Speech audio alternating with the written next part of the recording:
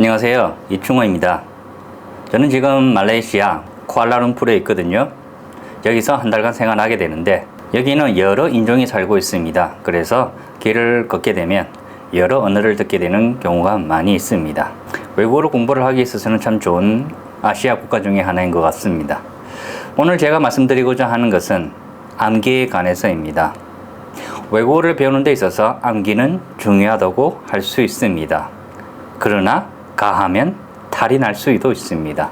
암기를 많이 하면 할수록 어떻게 탈이 날까요? 거기에 대해서는 말씀드리고자 합니다. 많은 분들이 단어를 외울 때 단어를 여러 번 계속 암기해서 외우려 애씁니다. 그리고 한참 시간이 지난 후 어떻게 되죠? 그토록 열심히 외웠던 단어들을 제대로 기억 못한다는 것을 발견할 때가 많습니다. 그래서 제 책에도 소개한 바 있지만 암기를 무조건 많이 한다고 해서 좋은 것이 아닙니다. 외국어를 배우는 데 있어서 복습은 아주 중요합니다. 그러나 복습과 암기는 엄연히 다릅니다. 내가 오늘 배운 것을 하루나 이틀 뒤에 다시 복습하는 것은 무척 효과가 높습니다. 그러나 오늘 암기한 것을 내일 암기하고 모레 암기하고 또 그 다음날 암기하는 것은 효과가 높지 않습니다. 왜 이럴까요? 제가 외국어 공부에 있어서 간단하게 설명할 수 있는 것은 연결이라는 단어입니다. 우리는 외국어를 배울 때 우리가 배운 것을 서로 잘 연결하면 할수록 그것을 더 잘 기억할 수 있습니다. 따라서 단어 한 개만 계속 암기하면 그 단어 일부분의 의미만 외운 것이죠. 다른 문맥에서 그 똑같은 단어가 나오게 되면 이해하지 못하게 됩니다. 들었어도 이해하지 못하죠. 예를 들어볼까요? pick이란 영어 단어를 외운다고 가정해보죠. 그리고 예문을 외웁니다. I will pick you up at 3 p.m. 이렇게 열심히 외웠단 말이죠. 그런데 다른 문맥에서 I will pick that apple 이렇게 말하게 되면 이 pick이라는 의미는 분명히 다릅니다.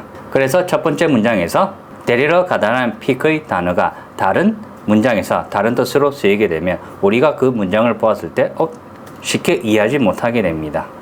그럼 암기를 위주로 공부하는 사람들은 pickup이란 단어까지도 외우려고 애쓰겠죠. 그럼 또 어떤 문제가 생길까요? pick up the phone. 또 다른 문맥에서 pickup이란 동사구가 다른 뜻으로 또 쓰이게 되는 문장을 또 발견하게 되죠. 여기서 또 막히게 됩니다.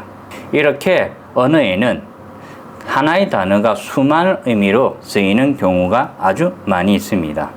그래서 한 단어를 계속 암기만 하는 학습 행위는 단편적인 그 하나의 의미만 암기하게 되는 것이죠.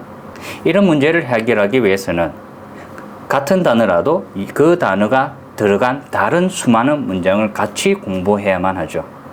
그러면 단어를 암기하지 않고 우리가 어떻게 많은 단어를 배울 수 있을까요?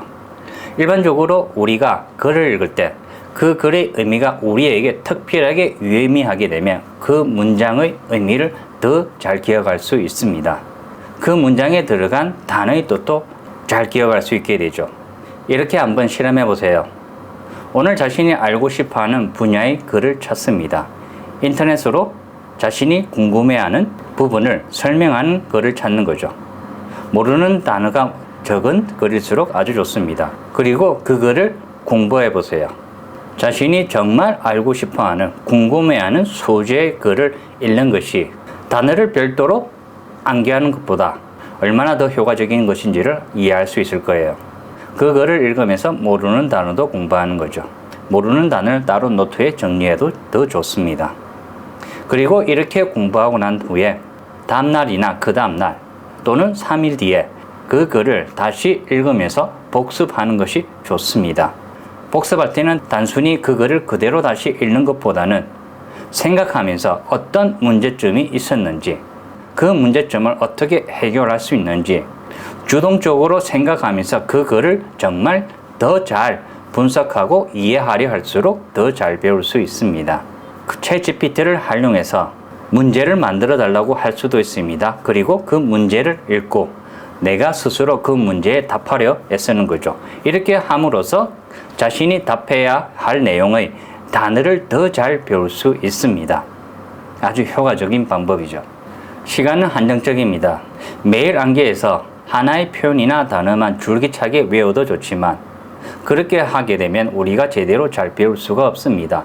매일 새로운 것을 배워야 하죠. 새로운 것을 배우고 또 그 배운 것을 다시 복습해야만 합니다. 이렇게 하기 위해서는 적정한 복습수가 필요하죠. 서너 번 복습하는 것으로도 충분합니다.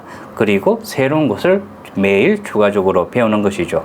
암기를 같은 내용을 매일 암기하면 할수록 기억의 재현을 약화시키는 단점이 있습니다. 그러니까 우리가 똑같은 것을 매일 암기하려면 하면 할수록 배움의 깊이는 계속 내려가게 되는 것이죠. 그래서 시간 낭비가 될 수 있습니다.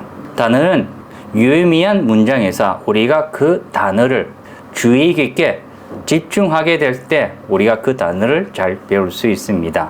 정말 그 단어가 나한테 중요할수록 말이죠. 따라서 쉽게 말하게 되면 암기는 좋은 외국어 학습 방법이 될 수 없습니다. 그러나 반복 학습은 매우 중요합니다. 따라서 자신이 배운 것을 며칠 뒤에라든지 나중에 한 달 뒤에 의미 있게 서너 번 복습할 수 있도록 학습 스케줄을 정립하는 게 좋습니다. 그래서 이런 점에 있어서 암기를 가지고 학습하는 분들에 대해서도 도움이 될 만한 팁이 있습니다. 암기가 정한 대로 같은 표현을 수십 번 여러 번 반복하는 것보다는 잊어도 좋으니까 그것을 아주 긴 텀을 두고 복습을 하는 게 좋습니다. 그리고 새로운 표현을 더 많이 배우는 것이죠. 새로운 표현을 계속 배우게 되면 결국 그것도 하나의 복습에 해당합니다. 내가 이전에 암기하고자 했던 단어가 새로운 글에서 다시 나오기 때문입니다. 마지막으로 정리해서 같은 단어를 100번 암기하는 것보다 그 단어가 유의미 있게 들어간 글을 서너 번 복습하는 것이 더욱더 효과적입니다. 시간적으로도 더 많은 것을 배울 수 있죠. 다음에 다른 주제로 뵐게요. 감사합니다.